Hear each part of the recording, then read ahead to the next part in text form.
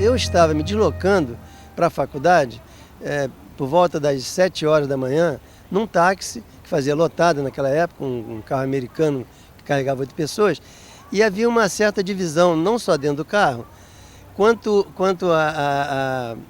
de que lado deveríamos nos posicionar. Eu frontalmente a favor da continuação do governo João Goulart, e alguns, inclusive havia um português, que era a favor da mudança. Do golpe que estava se falando. Então nós ouvimos pelo rádio, enquanto o carro andava, ouvimos pelo rádio, ora a Rádio Marim que Vem, que dizia que o governo João Goulart estava no poder, que pediu aos brasileiros que permanecessem firmes e que repudiassem qualquer golpe, etc. E do outro lado, não me lembro qual era a rádio, não sei se era a Rádio Globo, uma rádio desse tipo, a Tupi, que dizia que o governo já tinha caído e que o exército já tinha o controle da situação e que o João Goulart já estava saindo do Palácio Alvorada em Brasília. Então eu fiquei naquela ansiedade até que eu cheguei à faculdade para onde eu estava me dirigindo, e quando cheguei lá, o que eu vi? Barricadas que os estudantes tinham feito na véspera. A faculdade tinha sido metralhada pela turma do Carlos Lacerda na véspera, e ainda era a guarda do João Goulart. Nesse dia que eu cheguei, que era no dia seguinte, foi o dia 1º, nós até chamávamos aquilo do golpe de 1º de abril. Então, nós vimos já uma guarda que mandou que nós nos afastássemos, porque já era a nova guarda da situação do golpe. É um dia, vamos dizer assim, que vai ficar na memória brasileira como um dia de luto. Luto porque, em primeiro lugar, há uma perda do ponto de vista democrático, quer dizer, mais uma vez o Brasil dá um golpe de Estado, quer dizer, vai na direção do golpe de Estado, o que interrompe a experiência democrática. E o que até hoje é colocado, e isso se tornou uma grande polêmica dentro da esquerda, é que o Goulart resolve não resistir. Quer dizer, a grande decisão do Goulart, naquele contexto histórico, é não resistir. Quer dizer, ele poderia ter resistido, o Leonel Brizola certamente era defensor desse caminho, de se poder novamente contar, por exemplo, com o Terceiro Exército, sediado lá no Rio Grande do Sul, e partir para uma guerra civil, partir para um enfrentamento de forças. O Goulart, na minha opinião, novamente corretamente, avaliou que iria, vamos dizer, resistir, mas que iria perder, ou seja, iria provocar um derramamento de sangue enorme no Brasil, mas que provavelmente não ia vencer. O clima do Rio de Janeiro era totalmente favorável à deposição de João Goulart. São Paulo já era um pouco diferente. E nós tínhamos uma ligação com o Rio e tínhamos uma ligação com São Paulo, uma rede clandestina de radioamadores. De maneira que quando chegou no dia 31, nós tínhamos muito pouca possibilidade de ouvir alguma coisa do Rio de Janeiro pelo rádio. Porque não chegava às estações, chegava a Rádio Nacional, né, do governo, já falando que Castelo tinha sido preso, os golpistas, e não sei o que, aí então a história dos golpistas. Eles que eram, nós passamos a ser agora. Não era inevitável. Eu acho que essa construção a respeito da ideia de uma inevitabilidade do golpe serve como justificativa ideológica, por um lado, né, da disputa política, e por outro lado, o conhecimento histórico sobre esse período, né, tende a cair nessa armadilha de achar que, pelo fato dele ter acontecido e ter sido bem sucedido do ponto de vista, né, dos golpistas, que era inevitável. Isso eu acho que é uma armadilha e é um equívoco.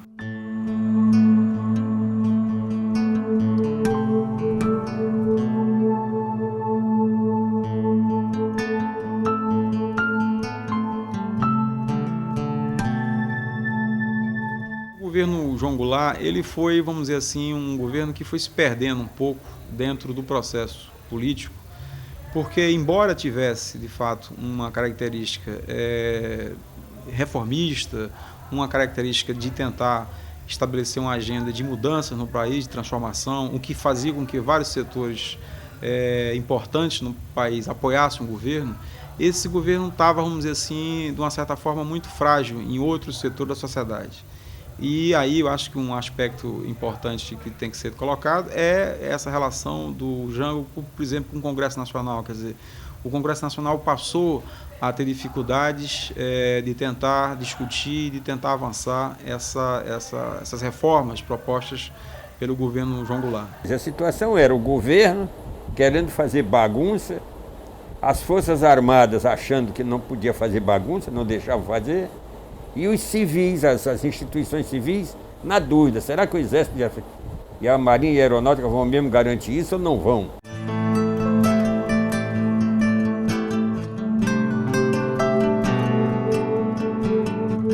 A marcha chamada das mulheres, mas é mulher, homem, todo mundo, em São Paulo, que admitem que chegou a 1 milhão de pessoas.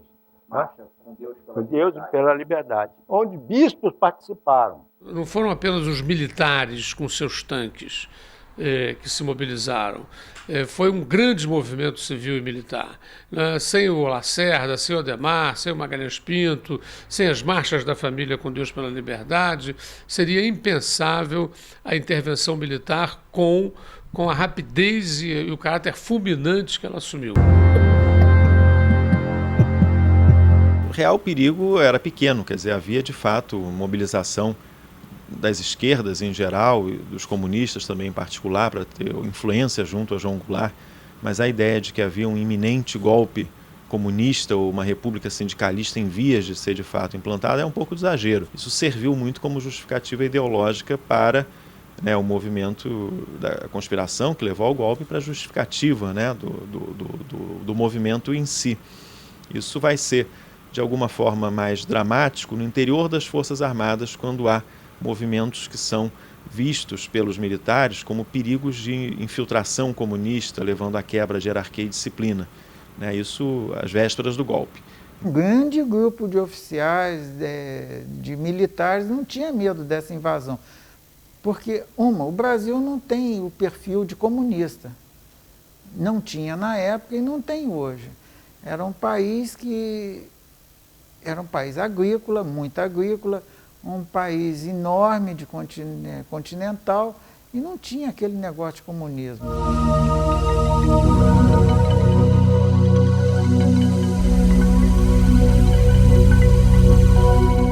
O curioso também é porque as pessoas brincam muito comigo, mexem muito comigo quando me chamam de revolucionária, porque eu nasci nessa data, de 30 de março de 64.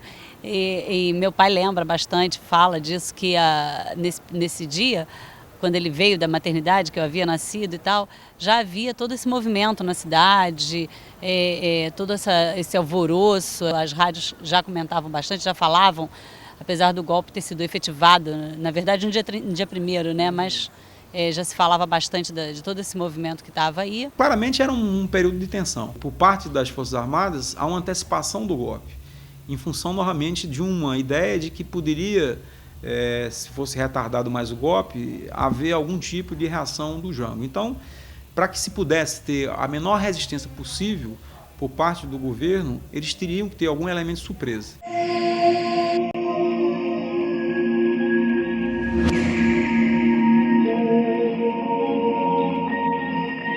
Já tomamos conhecimento de que tinha havido a descida da tropa de Juiz de Fora, já apoiada pelo governador de Minas com a sua polícia, que era uma polícia forte. Bom, mas não teria condição de enfrentar canhões de artilharia, e aviação, não tinha. Mas, de qualquer maneira, foi o início. O dia D, sem entrar em detalhes, quer dizer, eu acho que a impressão predominante para os próprios atores, personagens, nesse dia foi uma certa surpresa com a facilidade com que o governo caiu.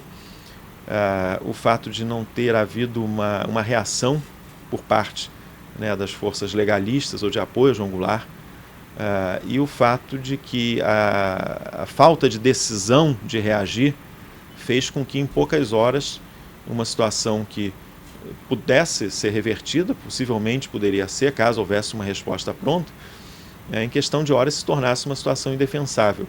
E isso faz parte da dinâmica dos golpes, né? Quer dizer, um golpe, as horas valem por dias ou semanas. Quer dizer, a falta de reação imediata leva a que uma situação possivelmente, né, enfrentável se torne um caso perdido em pouquíssimo tempo. A atmosfera era que iria existir alguma coisa, porque os militares estavam na rua, a televisão, que era raríssimo ter televisão, pouca notícia dava, as rádios poucas notícias davam também, e as pessoas falando que o Brasil estava mudando.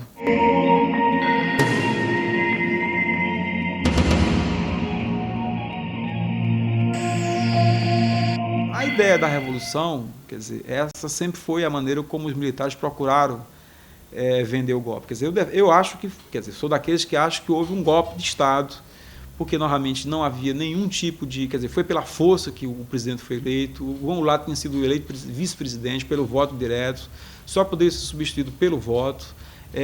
Todas as arbitrariedades que vão acontecer a partir dali, cassação de mandatos, perseguição, prisão, são extremamente arbitrárias. E esse termo golpe, a meu ver, não é apropriado para caracterizar o que houve no Brasil em 64, ou seja, as forças vencedoras deram um golpe na Constituição, depuseram o presidente da República, violentaram a Constituição. Então, disso não há dúvida, eu acho que, pelo menos eu não tenho dúvida nenhuma a respeito. No entanto, chamar isso de golpe pode associar o processo que houve no Brasil a processos diversos que aconteceram na própria história do Brasil e em outros países da América Latina, e nesses processos o golpe é uma mera mobilização de tanques de madrugada que cercam o Palácio Presidencial. O que houve no Brasil, na verdade, a meu ver, foi, como eu já disse, um enfrentamento de grandes projetos políticos, de grandes projetos sociais. Ao sustentar que o movimento civil-militar golpeou efetivamente a Constituição e depois o presidente, é preciso não esquecer o apoio social que esse movimento teve. É por isso que eu acho melhor chamá-lo de movimento civil-militar, que golpeou, certamente, as instituições democráticas.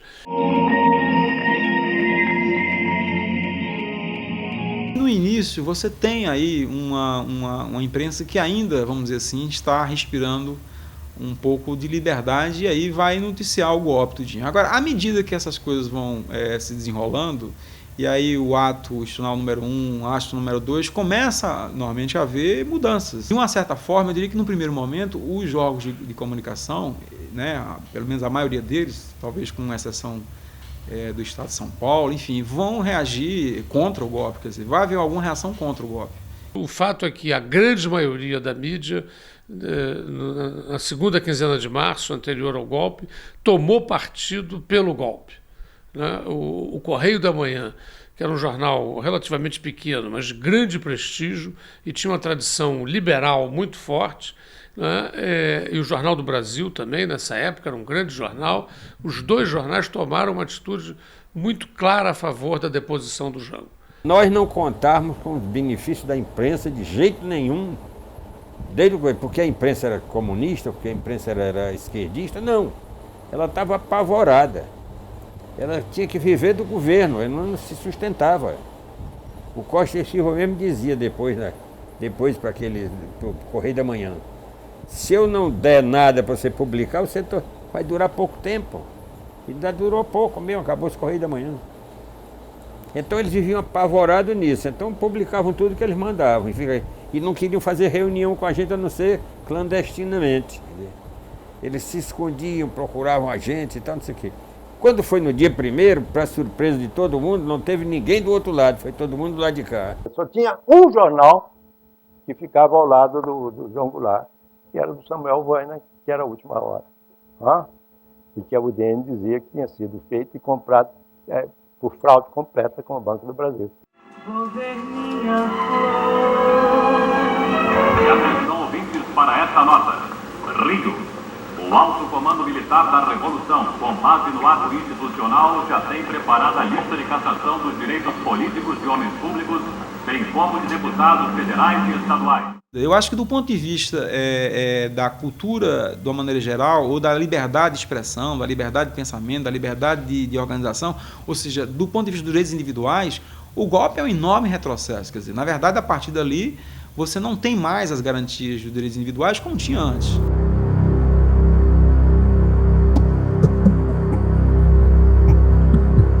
Militar não tinha plano, não. Depois é que eles começaram a dizer que tinham plano para isso, plano para aquilo. O projeto deles foi o milagre econômico, né?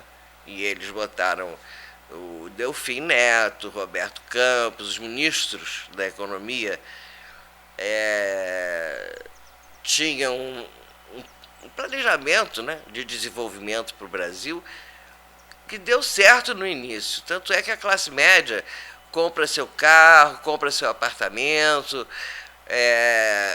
os que eram ricos concentram a riqueza, e os pobres, acho que dizem que não ficaram tão mal aqui no Brasil, mas foi o Brasil grande, eles tinham uma estratégia até de propaganda, né? Durante um bom período, isso funcionou. Castelo Branco desceu aquela inflação enorme que tinha, fez uma repressão enorme nos meios estudantis, universidades começaram a perder muito, os cérebros intelectuais do Brasil foram embora. O governo militar, ele investiu numa série de grandes projetos, né, de obras que depois pejorativamente se chama de faraônicas, né, mas que tinham muito também a intenção de passar a ideia de um projeto de Brasil grande, né, como se falava na época, de Brasil potência, de um país que vai para frente, esse é o país do futuro, né? Tem uma série de slogans e imagens que foram muito marcantes na época. Então, construção da Transamazônica, né? O programa nuclear brasileiro, enfim, uma série de episódios, de obras, de iniciativas que poderiam ser arroladas.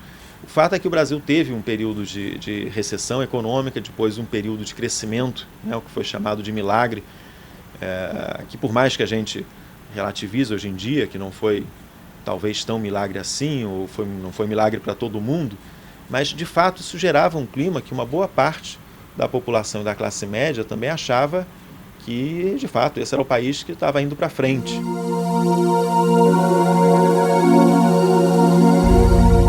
As classes médias que haviam dado um apoio muito grande à instauração da ditadura gozam nesse período de uma margem de liberdade relativamente apreciável. Os trabalhadores do campo e da cidade, não. Aí não houve conciliação. Houve um processo muito vasto de intervenção nas entidades sindicais, tanto do campo como da cidade. A consequência imediata é que inaugurou-se um período de intensa repressão.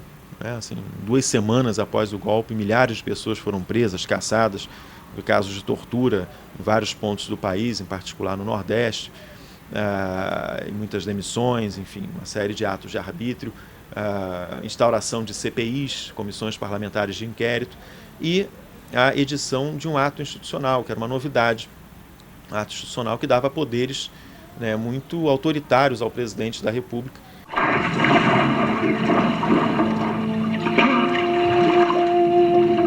Qual é o aniversário do Vitor hoje à noite?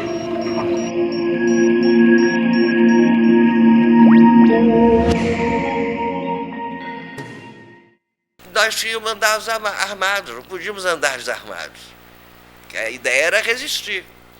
E foi o que aconteceu. Fomos cercados pela Polícia Civil. Foi Polícia Civil. Aí eram 2 Fuscas, 8 quadros. Eu estava num dos carros, eles fecharam o nosso Fusca, tinha mais 3 pessoas, eu atirei num policial, eles ficaram inteiramente desarvorados, atirei assim, de raspão, só para eles saírem, para deixar a gente sair. Aí eles realmente abriram espaço, a gente saiu do Fusca. Aí foi uma correria, cada um foi para um lado, e eles atiraram em mim. Eu levei um tiro na cabeça, mas não penetrou. mas eu tive uma concussão cerebral.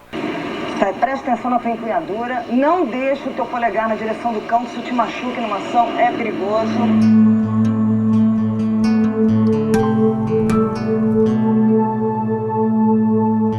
Nós tínhamos tido 4 campos de treinamento e todos caíram na mão da repressão.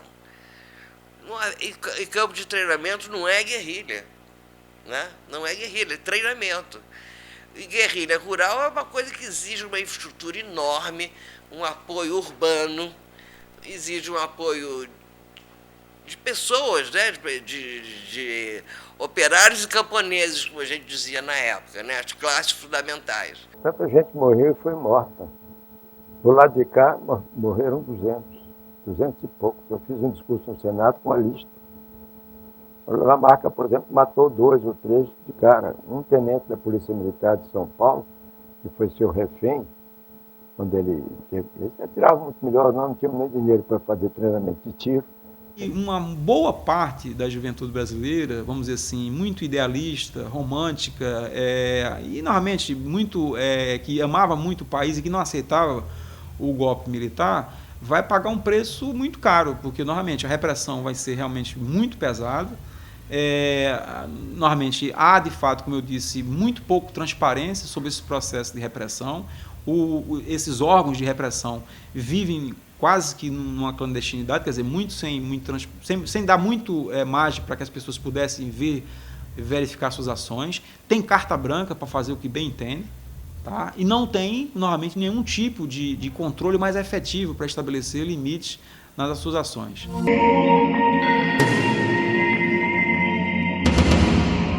Na Sexta-feira Santa, me levaram para a PE e disseram assim: você vai ser torturada como um homem, como Jesus Cristo. E aí você imagina o que eu levei, né? Por parte dos chamados DOI-CODE, quer dizer, você tinha uma polícia, uma parte da polícia, que passou a se especializar em reprimir qualquer tipo de movimentos ou qualquer tipo de liderança que contestasse o governo militar.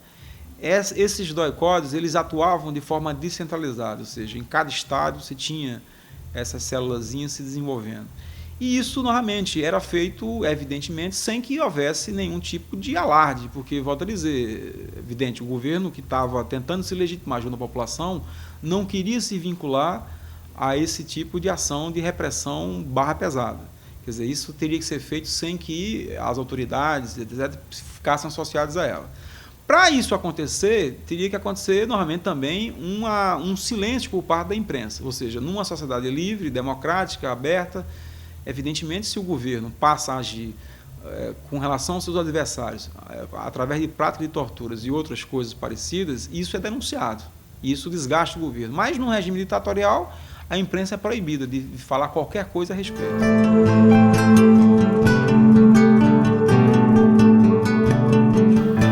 Na abertura você vai ver aí sim o acirramento das diferenças internas à corporação militar. Quer dizer, grupos achando que era hora de continuar a revolução, né, como eles chamam, e grupos achando que era hora dos militares começarem a voltar aos quartéis ou pelo menos se afastar do centro da arena política, né? Essa vai ser a hora de acirramento maior de conflitos dentro da área militar, né? No campo da repressão isso vai ficar muito evidente. O governo Geisel, quando assume, é um momento de mudança nessa direção. Quer dizer, por mais que já se pensasse em abertura, né, as medidas primeiras no sentido de controlar um pouco a repressão e de dar os primeiros passos no sentido, né, do fim da censura, da anistia política e tal, serão dados no governo Geisel. Isso não quer dizer que Geisel fosse um democrata, não era. Um presidente autoritário como todos foram. Mas tinha essa percepção da necessidade de retirar as Forças Armadas do centro, né, do controle, da presença direta no centro do poder político. Os militares, no final, já não estavam aguentando mais, porque eles estavam um bolo tão grande na mão e tão pesado, um fardo tão pesado, que eles tinham que passar para frente. Hoje está muito claro que a gente passa por uma crise de renovação de liderança. Quer dizer, as lideranças hoje ainda as novas lideranças são muito poucas, porque as lideranças ainda são muito essas do passado, antes de 64. Quer dizer, o golpe de 64 terminou dando um duro golpe na juventude brasileira, que se afastou da política, que passou a ter um tipo de comportamento, como eu diria, que é exatamente avesso ao envolvimento a partidos, ao engajamento político. Esses velhos caciques todos são filhotes da repressão, da ditadura, do governo militar. E que usaram o governo militar. E que, para fazer marketing depois, para se eleger, falaram mal do governo militar. Um dado muito significativo é o grau de conflito interno, que gerou também essa experiência de 21 anos no poder. Por mais que se mantivesse, né, uma fronteira comum de preservar o regime, a revolução, como eles chamavam, né, de defender isso a todo custo, internamente, a existência de grupos e de posições contrárias, né, entre si dentro do regime militar foi uma marca muito negativa para a própria instituição militar. Talvez nos ajude a entender por que não existe uma grande memória militar a respeito do período, e sim memórias divergentes.